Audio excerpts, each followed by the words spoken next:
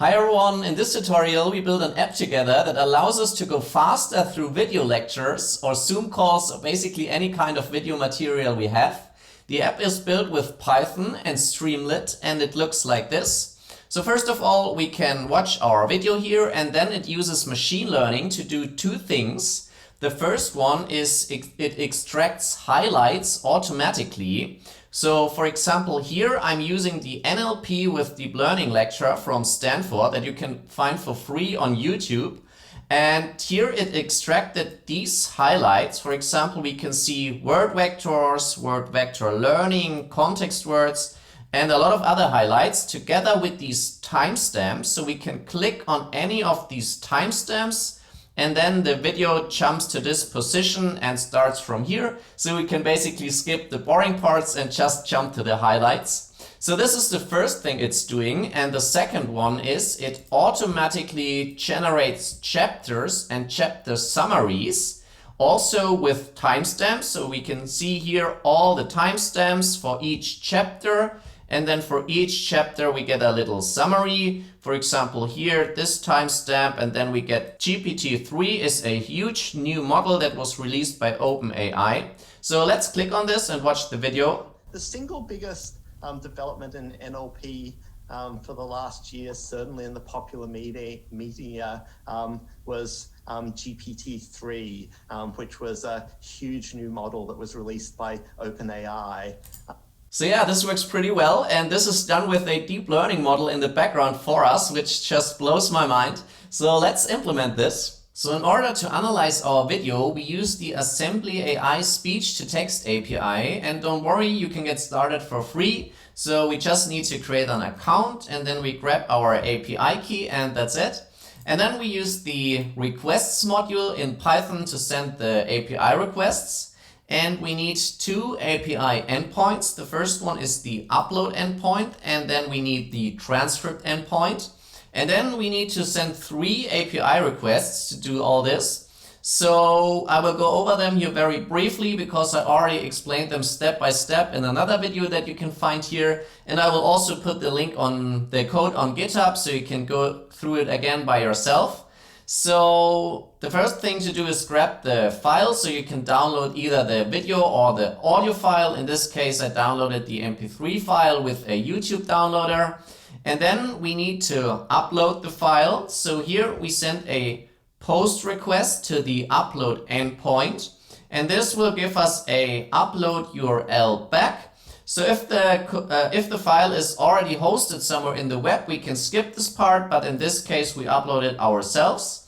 So this is step number 1. Then step number 2 is to start the transcription. So we send a post request to the transcript endpoint now. And here we need to give it the audio URL. And then in order to use the chapters and the highlights feature, we just need to turn it on here in our request. So we say auto chapters is true and auto highlights is true. And then we send this together in our request. And then we get a response back. And then the last thing to do is just to grab the results. So now we again send a request to the transcript endpoint, now together with this transcript ID that we got from the step number 2. And in this case, we send a GET request to this endpoint. And then we can check if the status is completed, and then we can save all the results. So I saved the transcript in a text file. I also saved the chapters in a JSON file, and I saved the highlights again in a separate JSON file. And that's all. So then we put all this together in a pipeline function. So we upload it, we transcribe it, and then we get the results and save it. And that's all we need to do. So now let's run the file and wait for the result. All right, so it's done, and it took a few minutes because this was a 90-minute lecture. But now you can see we have 3 new files in our folder. So we have the transcript, then we have the chapters and the highlights file. And now we can start implementing our app. So let's create a new file, app.py. And as I said, we use Streamlit for this. So we say import Streamlit as st, and of course we need to install this. So in order to do this, we just say pip install and then Streamlit and hit enter. And this is already installed here. And then we also use a third-party widget in this case, which is called Streamlit Player. So we say from Streamlit Player, we want to import the ST player. So this just gives us a couple of more features for our video widget. For example, this automatic starting of the player. So yeah, we also can install this by saying pip install streamlit-player and hit enter. And that's all the libraries we need. Then in this case, we also use JSON, but this is a built-in Python module. And now we can start coding our app. So the first thing to do is give our app a title. So we say, let's call this simply learn. And then let's copy the URL and the file names. So here we have the YouTube URL. Then here we have the highlights JSON file and the chapters JSON file. So this is the file name of this here. And now let's start implementing our app. So the first thing I want to do is add the player. And for this, I use a placeholder, and I explain why in a second. And for this, I say placeholder equals streamlit.empty.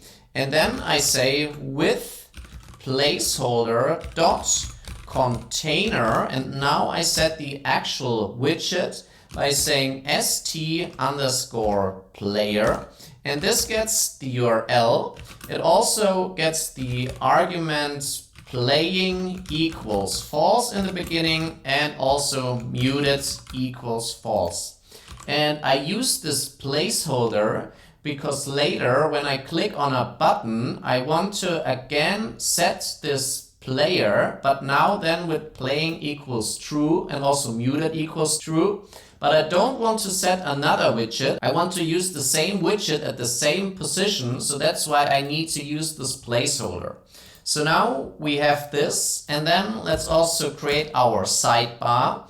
So let's call this mode, and then we say streamlit dot sidebar, and then we use a select box, and it gets a title.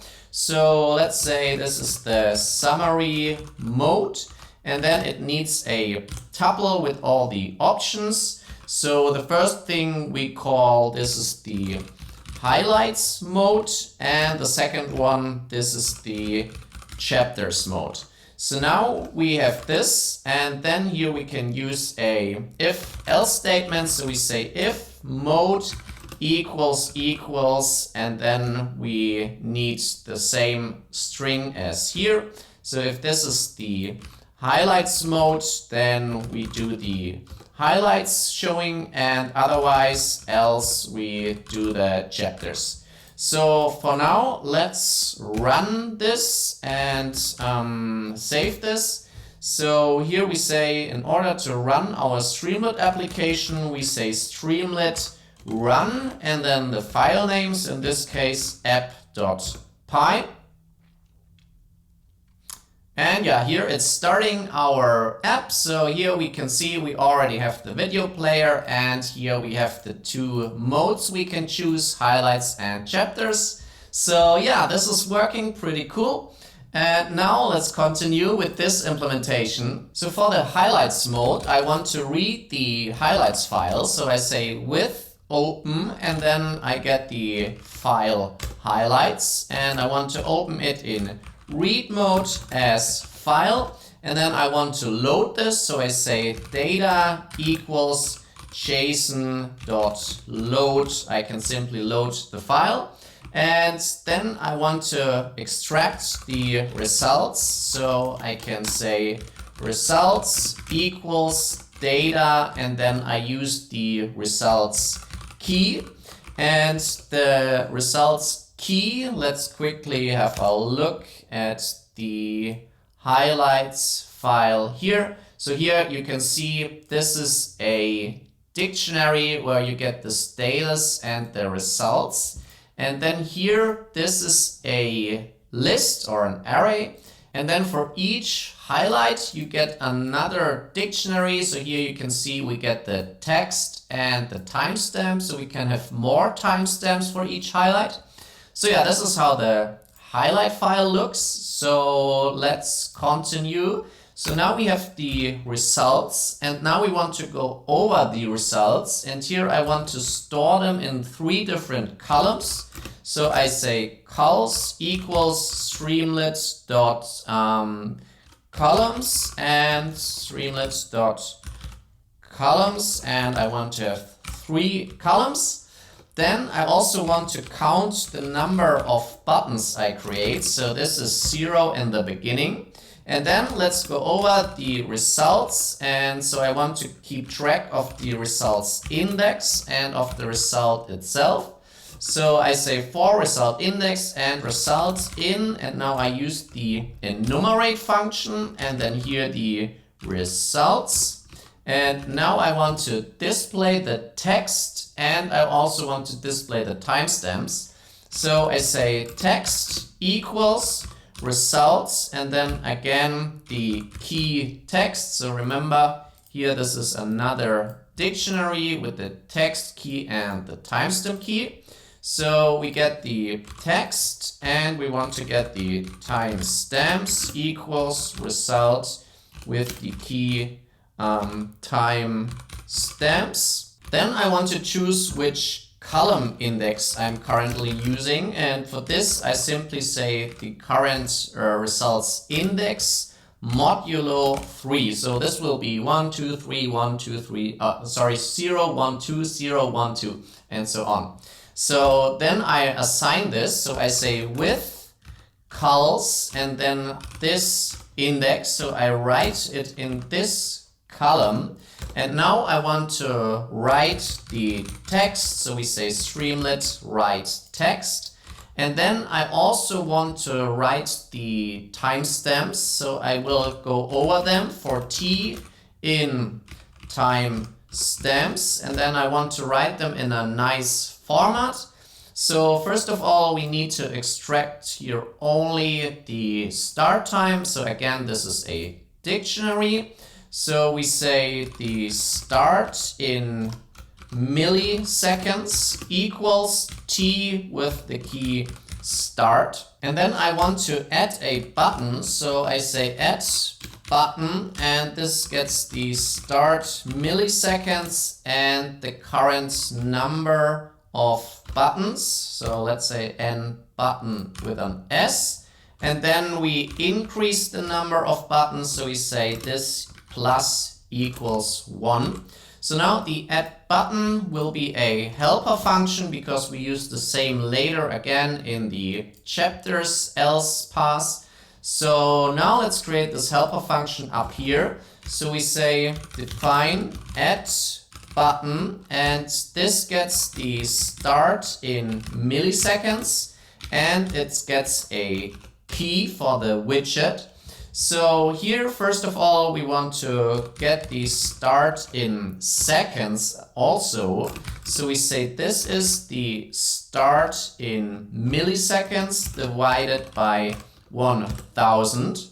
And then we say if streamlit.button, and here as a label, we want to use another helper function. And here we want to display this in a nice looking format. So let me simply copy and paste this for you. So here I basically convert the milliseconds in a string that shows seconds, minutes, and hours. And if there are no hours, then it only shows minutes and seconds. So yeah, I will leave this here for you. You can go over this again by yourself. And so here, as a text for the button, we now call this get button text, and this gets the start in milliseconds, and yeah, so this if statement, it creates the button, and also when this button is clicked, then it will execute this code here. So now what we want to do is we want to start the player at this time. So we can simply set the YouTube URL with this time as an option. So we say URL time equals, and then we use the base URL plus, and then a string an ampersand, and then T for time, and then I think it's equals, and then it needs the string, the time as a string in seconds. That's why we used this here. So now we say string and then start on in seconds. And then it also needs the S in the end. So the time equals this in seconds. And then we again set the player widget. So we do the same that we are doing here. And that's again why we use this container. So now here we say with placeholder container. And then again we set the player now with the URL time. And this time we say playing equals true and muted equals true. So I think now we should have everything for the highlights mode. So we can again go to our app and check this out. So yeah, the displaying works. So let's click on one. And we see it jump to 28 minutes and 34 seconds. So this is working. It's still muted, or did I do this myself? Let's quickly check. And of course now I need to say muted equals false. And then I also spot a warning from Streamlit, so I need to have a unique key for each button. So that's why I also use this argument here. So for this widget, I want to give it the key because by default it uses the label as key, but here we can have multiple buttons with the same timestamp. So that's why we can't need the text as key, but we need to use this button number as key. So yeah, now it should be fixed. So let's restart our app and check if it works now. So let's go again to our page and click on this, and now it's no longer muted. So yeah, this is working. So now the only thing left to do is implement the chapters displaying. So in this case we say with open, and here we want to use the chapters file again in read mode as F, and then again we use JSON. So we say chapters equals JSON dot load the file. And let's quickly have a look at the chapters file. So this is one list, and then for each chapter we get a dictionary with a summary, a headline. So this is basically a summary of this summary, an even shorter version.